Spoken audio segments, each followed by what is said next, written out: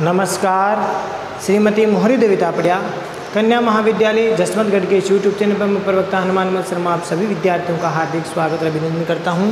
प्यारे विद्यार्थियों, बीए द्वितीय वर्ष की कक्षा में हिंदी साहित्य विषय के अंतर्गत ऋतुकालीन काव्य जो आपका प्रथम प्रश्न पत्र है उसमें बिहारी सतसई कवि बिहारी जी द्वारा रचित जो बिहारी सतसई है उसके संदर्भ में महत्वपूर्ण प्रश्नोत्तर की जो श्रृंखला है वो चल रही है। प्यारे विद्यार्थियों, बिहारी जी की रचना है बिहारी सतसई जो कि सर्वश्रेष्ठ रचना इनकी प्रसिद्धि का आधार है। तो आज का जो प्रश्न है प्यारे विद्यार्थियों जो बहुत ही महत्वपूर्ण है और इस प्रश्न में कई प्रश्न छुपे हुए हैं। देखिए, बिहारी जी के काव्य में श्रृंगार, भक्ति और नीति की त्रिवेणी प्रवाहित हुई है, सो उदाहरण सिद्ध कीजिए। ये प्रश्न इस प्रकार से आ सकता है। ठीक है, तो बिहारी जी के काव्य में श्रृंगार भी है, भक्ति भी है और नीति है। इसकी क्या है? त्रिवेणी है और ये त्रिवेणी की लहरें वो प्रवाहित हुई है। इस प्रकार से ये प्रश्न आ सकता है। और ये प्रश्न ऐसा भी बन सकता है, केवल एक प्रश्न ये भी बन सकता है कि बिहारी जी काव्य में श्रृंगार पक्ष को विवेचित कीजिए। तो श्रृंगार के दोनों पक्ष, संयोग और वियोग, दोनों ही पक्षों को आपको विवेचित करना है। तो इसमें यही प्रश्न का उत्तर भी साथ में आ जाएगा। साथ ही साथ भक्ति और नीति दोनों के जो बातें हैं, विवेचन है, वो भी इसमें साथ में आ जाएगा। तो ये प्रश्न हम पढ़ते हैं। पहले भूमिका के रूप में कुछ देखते हैं। प्यारे विद्यार्थियों, बिहारी जी ऋतुकाव्य धारा के रस सिद्ध कवि माने जाते हैं। ऋतुकाव्य धारा के रस सिद्ध कवि माने जाते हैं और उनकी बिहारी जो सतसई रचना है वो इनकी सर्वश्रेष्ठ रचना है। और इस कारण से बिहारी जी का जो नाम है या ऋतुकालीन कवियों में बिहारी जी का स्थान है वो सर्वोपरि है। ठीक है, ये भूमिका के रूप में जो बातें बता रहा हूँ आप ध्यान से सुनिए, इनको आप नोट डाउन कर दीजिए। ठीक है, इनको लिखते रहिए। तो ऋतुकालीन कवियों में कविवर बिहारी जी का सर्वोपरि स्थान है, सबसे अग्रणी स्थान है। और उन्होंने अपनी जो बिहारी सतसई जो रचना है उसमें उस समय की जो तात्कालीन समय था, उस समय का तात्कालीन सभी साहित्यिक जो परंपराएं हैं उनका पूरी तरह से चित्रण किया था और उनमें सभी प्रकार के भावों को संयोजित बड़े कलात्मक ढंग से किया था। भावों को कलात्मक ढंग से संयोजित करने का कार्य किया बिहारी जी ने। और जहाँ बिहारी जी ने एक और श्रृंगार की नदी या गंगा प्रवाहित करवाई या श्रृंगार की जो गंगा है वो प्रवाहित हुई इनके काव्यों में श्रृंगार रस की, वहीं भक्ति, नीति, वैराग्य की धारा भी जो है इनके देखने को मिलती है इनके काव्य में। तो दूसरी ओर भक्ति, वैराग्य, नीति इस प्रकार की भावधारा बही है इनके काव्य में। तो आपको समझ में आ गया। एक तरफ तो श्रृंगार की बातें हैं, संयोग और वियोग दोनों, श्रृंगार के दोनों पक्षों का सांगोपांग वर्णन इनके काव्य में देखने को मिलता है बिहारी सतसई में। साथ ही साथ भक्ति, नीति, वैराग्य, विनय इत्यादि इनके भी पद है वो भाव धारा भी बही है। क्योंकि वैसे बिहारी जी निम्बार्क संप्रदाय में दीक्षित थे। बिहारी जी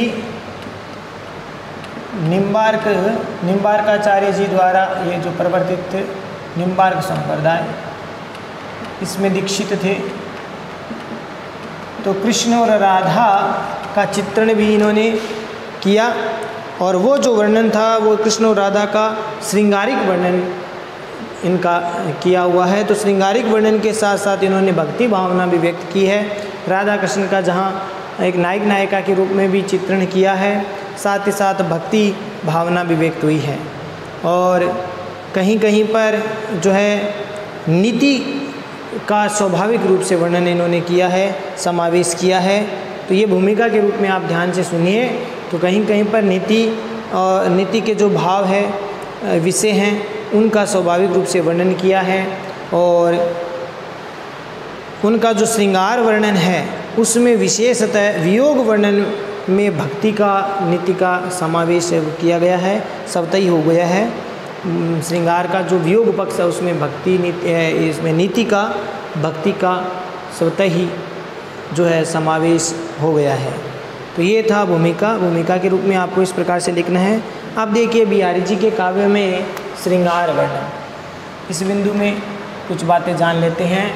बिहारी जी के काव्य में श्रृंगार का वर्णन किस प्रकार से किया है। बिहारी जी ने अपने काव्य में श्रृंगार रस की जो प्रचलित परंपरा है उसको तो निभाया ही निभाया, साथ में मौलिक परंपरा का भी समावेश है, वो तत्वों का भी समावेश किया। यानी परंपरागत जो परंपरा से चला आ रहा श्रृंगार रस है उसके साथ साथ मौलिक तत्वों का उसमें समावेश किया, अपनी तरफ से भी उन्होंने जोड़ा। तो इस प्रकार से हम कह सकते हैं कि बिहारी जी के काव्य में श्रृंगार रस की जो धारा है वो भी बही। वैसे रीतिकाल के अधिकतर कवियों ने श्रृंगार रस को अपनाया, नायक नायिकाओं के श्रृंगार चित्रण का वर्णन है वो अपने काव्य में किया, क्योंकि सभी लगभग जो सभी कवि थे वो दरबारी या राजा के आश्रय में रहने वाले थे, इसलिए उनके श्रृंगार का, वीरता का, उनके प्रेम का चित्रण है वो अपने काव्य में किया करते थे। तो इस प्रकार से बिहारी जी के काव्य में श्रृंगार रस की जो मौलिक परंपरा है वो भी इसमें शामिल हुई या उन्होंने किया। और इन्होंने अपने पहले जो कवि थे, विद्यापति है, सूरदास जी है, इनसे पहले जो विद्यापति जिनको मैथिल कोकिल कहा जाता है, तो विद्यापति और सूरदास जी जो कृष्ण भक्त कवि हैं सूरदास जी, इनमें सूक्ष्म चित्रों की प्रेरणा को उन्होंने ग्रहण किया और श्रृंगार के संयोग और वियोग दोनों पक्षों का सुंदर चित्रण किया। बिहारी जी ने जो एक तरह से यूँ कह सकते हैं कि विद्यापति की और सूरदास की जो परंपरा है उसको आगे बढ़ाते हुए और श्री कृष्ण जी का या हम कह सकते हैं कि जो इन श्रृंगार का संयोग और जो वियोग पक्ष है उसका सुंदर चित्रण किया। इस प्रकार हम कह सकते हैं कि जो बिहारी सतसई की जो गणना है वो श्रृंगार रस के सर्वश्रेष्ठ ग्रंथों में की जाती है। बिहारी सतसई का जो मूल हम कह सकते हैं कि श्रृंगार रस से परिपूर्ण ये रचना है, तो श्रृंगार रस में सर्वश्रेष्ठ ग्रंथों में बिहारी सतसई का स्थान है, गिनती होती है। इसी प्रकार से इसी भाव, इसी विशेषता के आधार पर कई विद्वान ये कहते हैं, कई विद्वान या विद्वजन ये कहते हैं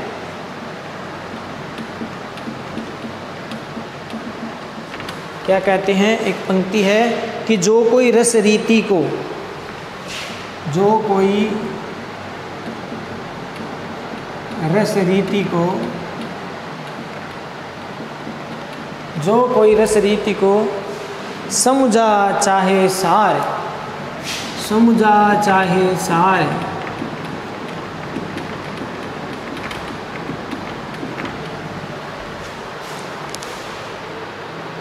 पढ़े बिहारी सतसई,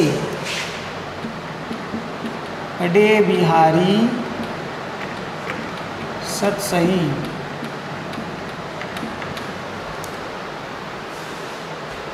कविता को श्रृंगार।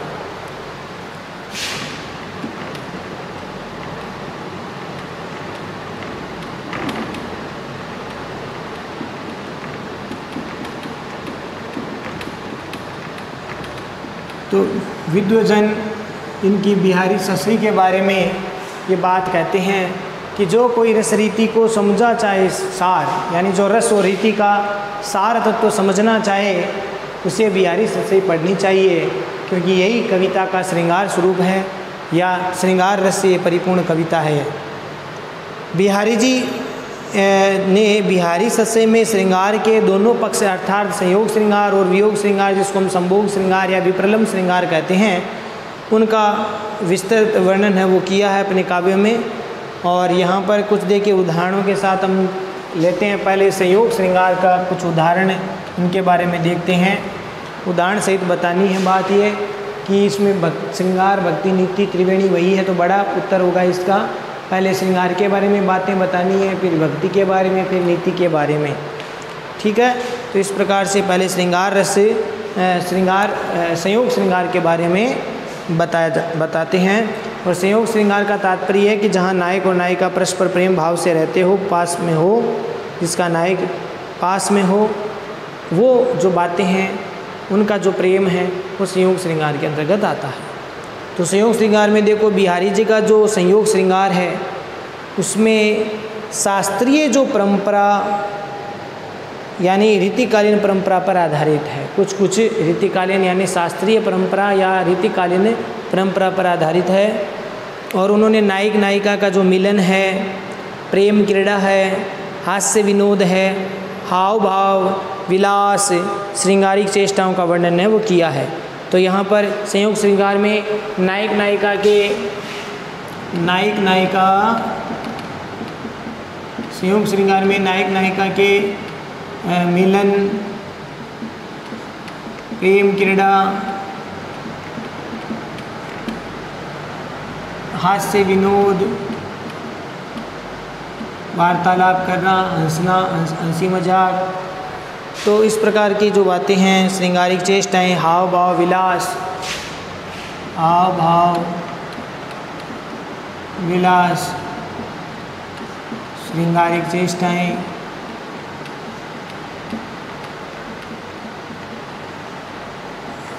ये सब संयोग श्रृंगार में आते हैं।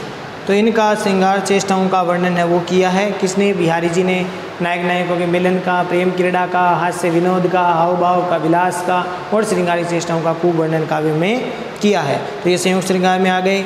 कहीं पर नायिका मान व गर्व का चित्रण इसमें किया गया। कहीं पर नायिका मान करती है, गर्व करती है। कहीं पर व्यंग्य भरी तीखी पंक्तियाँ, उक्तियाँ भी कहती है। व्यंग्य भरी तीखी उक्तियाँ नायिकाओं के द्वारा कहलाई गई है। कहीं पर नायिकाएँ मान करके बैठी है। मान का मतलब होता है रूठना, रूठ करके गर्व करना, रूठना भी और गर्व करना, व्यंग्य करना, इस प्रकार की बातें इसमें आती है। और इसके बाद में अनेक श्रृंगार के जो भाव है, संयोग श्रृंगार की मार्मिकता की अनुभूति का चित्रण इसमें किया गया है। देखिए एक स्थान पर तो उदाहरण देखिए, अब एक स्थान पर तो प्रियतमा के द्वारा प्रेमी का भेद बुला दिया गया है, यानी प्रियतमा के द्वारा प्रेमी के भेद को मिटा करके प्रेममय चरम स्वरूप का चित्रण है वो किया गया है। जैसे एक उदाहरण है, प्रिय के ध्यान में,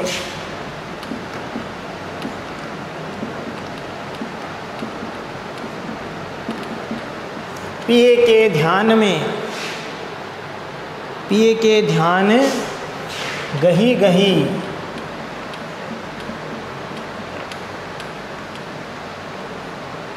गही गही रही वहीं हुए नारी,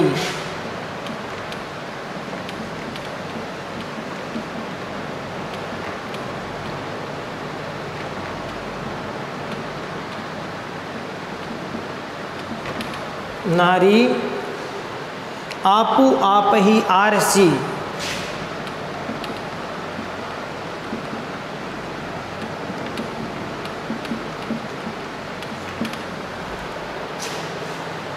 लखी रिजती रिजवारी,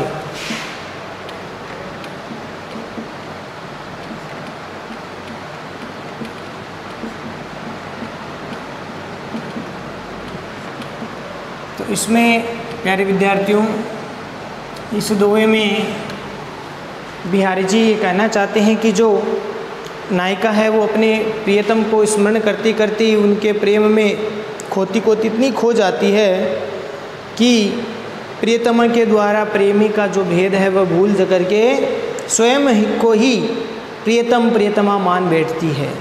तो इस प्रकार से देखिए, प्रिय के ध्यान में गही गई, यानी अपने प्रियतम का ध्यान करती करती या उसको पकड़े पकड़े प्रियतम का ध्यान पकड़ते हुए या फिर उसका ध्यान करते करते रही वहीं वे नारी, वह नारी वहीं पर बैठी रही। और आपो आप ही आरसी, यानी स्वयं, अब आरसी का अर्थ होता है दर्पण में, स्वयं दर्पण में बैठ करके अपने आप को देखते हुए और अपने को ही अपने पर ही रीझती है। लखी रीझती रिजवारी, यानी उसको देख करके आरसी में अपने ही दर्पण में अपने ही प्रतिबिंब को देख करके वह स्वयं रीझती है। रीझने वाली, रीझवारी यानी रीझने वाली वह नायिका स्वयं अपने ही अक्ष को, अपने ही प्रतिबिंब को देख करके रीझ जाती है। अर्थात प्रियतमा द्वारा प्रिय का भेद मिटा करके स्वयं ही प्रेममय हो जाती है। तो इस प्रकार का चित्रण संयोग श्रृंगार में हुआ है। इसके साथ साथ प्यारे विद्यार्थियों, एक जगह नायिकाओं के श्रृंगार चेष्टाओं का चित्रण भी बिहारी जी ने विभिन्न श्रृंगारी चेष्टाएँ, विलास, श्रृंगार विलास का चित्रण है वो किया गया है। यानी कहने का तात्पर्य है कि नायिकाएँ हाल में या हर हालत में अपने प्रियतम का सामीप्य पाना चाहती है और वह उनसे प्रेम का सहारा चाहती है। इसी प्रकार से एक उदाहरण देखिए कि प्रीतम दृग मीचत प्रिया, प्रीतम दृग मीचत प्रिया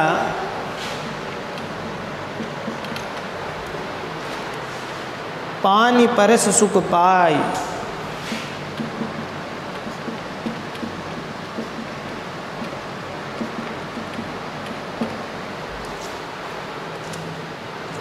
सुख पाई जान पिछानी अजान लो,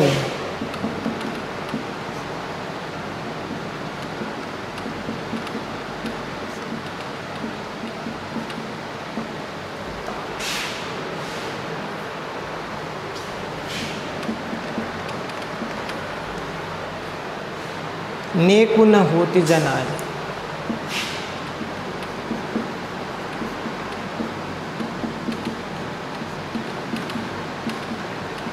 इन उदाहरणों में पहले विद्यार्थियों, कोई नायिका है, वह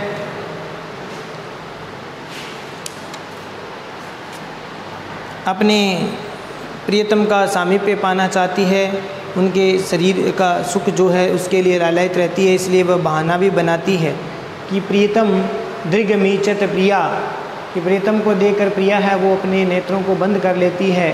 पानी परस सुख पाए, यानी पानी मैंने प्राप्त करने के लिए, परस मैंने स्पर्श सुख की प्राप्ति के लिए प्रियतम है वो बहाना बनाती है और अपने नेत्रों को बंद कर लेती है।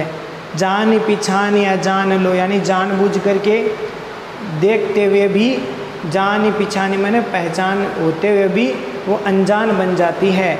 और नेकु न होती जनाई, यानी बिल्कुल भी वह ऐसा प्रतीत करती है जैसे बिल्कुल भी नहीं जनाई मैंने जानती है उनको। या इस प्रकार से यहाँ पर ये भाव व्यक्त हुआ है कि अनजान बूझ करके अनजान है वो बन जाती है। और इस प्रकार से भाव यहाँ पर प्रियतम का सामीप्य प्राप्त करने के लिए नायिका लालायित रहती है। एक यहाँ पर उदाहरण और भी है जहाँ पर नायिका है वो नींद का बहाना बना करके लेटी हुई है और उसके चेहरे पर नायिका वो दृष्टिपात करता है और फिर वो प्रिय का जो सामीप्य प्राप्त करने या प्रिय का प्रेम प्राप्त करके नायिका वो रोमांचित हो जाती है, उसके अधर कांपते हैं और नयन है वो खुल जाते हैं, नेत्र खुल जाते हैं। एक उदाहरण है, मुख उघारी पिय लखीसो,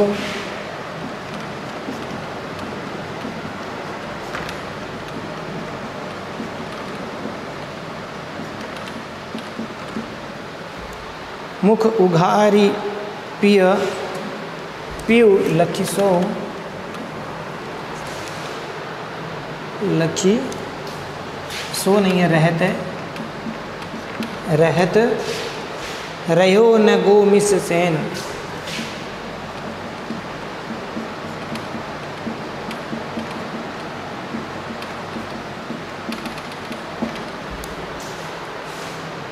फरके होठ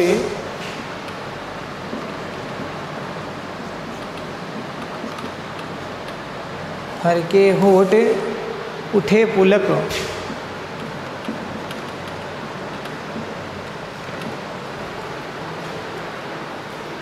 गए उघरी जुरी नैन, गए उघरी जुरी नैन। तो यहाँ पर इस पद में नायिका है वो प्रियतम का सामीप्य प्राप्त करने की इच्छुक है और वह जानबूझ करके नींद लेने का बहाना बनाती है और उस समय उसका प्रियतम उसको देखता है और उस समय प्रियतम को देख करके उस नायिका के हृदय में या मन में प्रेम का या भाव उमड़ता है, रोमांचित होती है। और उस समय देखिए मुख उगारी पे लकी रहत, नायक है वो नायिका के मुख को उगाड़ करके देखता है, पिए उल्लखी रहत मैंने देखता है, प्रियतम उसको देखता है। रेहो न गो मिस सेन, और वह संकेत में जो है उसके प्रेम को प्राप्त करना चाहता है, ऐसा संकेत वह देता है। उस समय फरके होठ उठे पुलक, और उस समय नायिका के अधर है होठ है वो फड़कने लग जाते हैं और उनके शरीर है वो रोमांचित हो उठता है। उठे पुलक माने शरीर है वो पुलकित हो जाता है, रोमांचित हो जाता है। गए उगरी जुरी नैन, और ये जो नींद का बहाना बना करके वह लेटी हुई है, और उस समय उस नायिका के दोनों नेत्र है वो उघड़ी माने खुल जाते हैं, तो दोनों नेत्र है वो खुल जाते हैं। इस प्रकार का भी भाव यहाँ पर किया गया है। एक सरल सा उदाहरण है जो इसमें नायिका राधा है, राधा है वो श्री कृष्ण जी से वार्तालाप के बहाने बतरस लालच लाल के मुरली धरी लुकाए,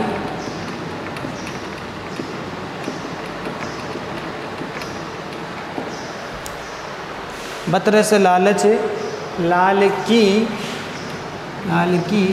मुरली धरी लुकाए, सोह करे भोहनी हंसे, सोह करे भोहनी हंसे,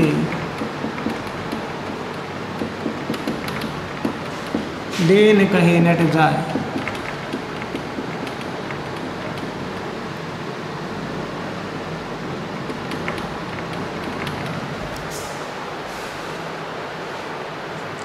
तो इस पद में प्यारे विद्यार्थियों राधा और कृष्ण का प्रसंग है, और इसमें बिहारी जी ने नायिका के हाव भाव का यहाँ पर अच्छा चित्रण इसमें किया है।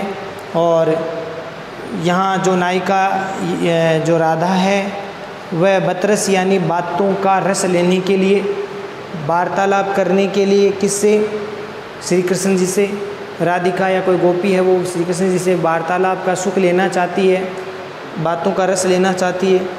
इसीलिए वो क्या करती है कि बतरस लालच लाल की, लालच लाल की का अर्थ हो गया कृष्ण की, तो कृष्ण से बातें करने की लालसा में, लालच में उनकी मुरली धरी लुका यानी श्री कृष्ण जी की जो मुरली है उसको छुपा करके रख लेती है। कौन, राधिका या कोई गोपी है या राधा है।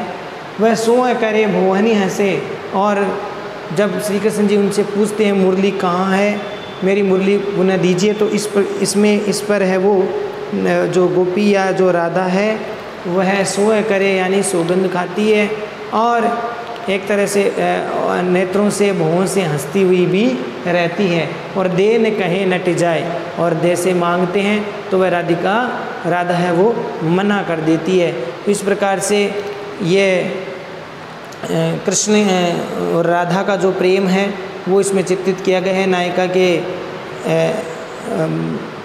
नायिका द्वारा नायक से बातों का रस प्राप्त करने के लिए, आनंद की बातों का रस या प्रेम प्राप्त करने के लिए इस प्रकार से राधा और कृष्ण का इसमें जो प्रेम भाव है वो चित्रित किया गया है बिहारी जी ने। एक छोटा सा उदाहरण और देख लीजिए। इसमें नायिका के नेत्रों की चंचलता, उसके कटाक्ष का वर्णन है। कहत नटत रिझत खिजत, कहत नटत रिझत खिजत, मिलत खिलत लजियात, मिलत खिलत लजियात, और भरे भोन में करत है, भरे भोन में करत है, नैनन हूँ सो बात, नैनन ही सो बात।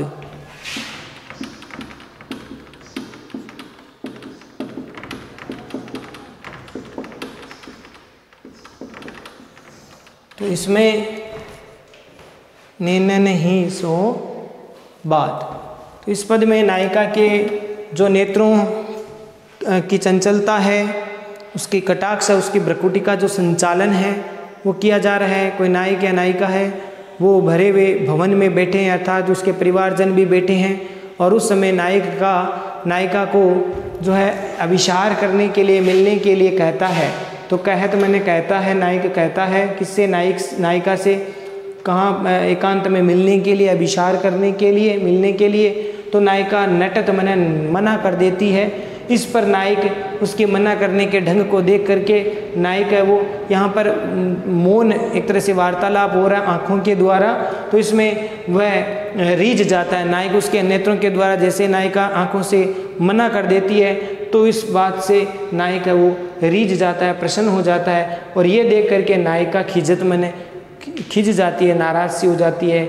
और मिलत खिलत लज्जियात, और जैसे उनके नेत्र मिलते हैं तो उनके मन है वो खिलत मतलब प्रसन्न हो जाते हैं, उनका हृदय मन प्रसन्न हो जाता है। लेकिन नायिका इस प्रकार से नायक से नेत्र मिलाते हुए उनको लज्जा आती है, तो लज्जियात उन्हें लज्जित हो जाती है, लज्जा का अनुभव होता है। और इस प्रकार से वह नायिका भरे भवन में करत है नैनन ही सुबात, भरे भवन में वह नायिका नेत्रों से भरे भवन में बात वो करती है।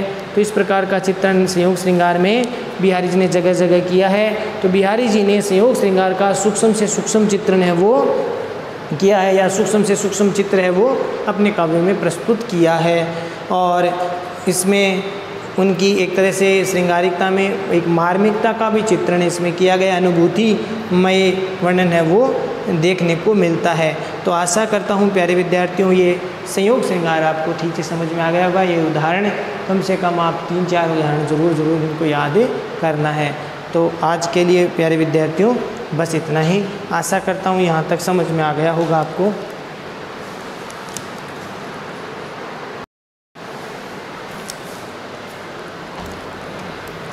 प्यारे विद्यार्थियों आज के लिए बस इतना ही। अगले वीडियो में पुनः उपस्थित होंगे इस प्रश्न के आगे के भाग को लेकर के। जो आज हमने श्रृंगार का जो श्रृंगार नीति और भक्ति और नीति का जो त्रिवेणी वाला जो प्रश्न है, इसमें श्रृंगार का संयोग पक्ष हमने पढ़ा। इसके उदाहरण देखे, उदाहरण जरूर आपको पढ़ने हैं।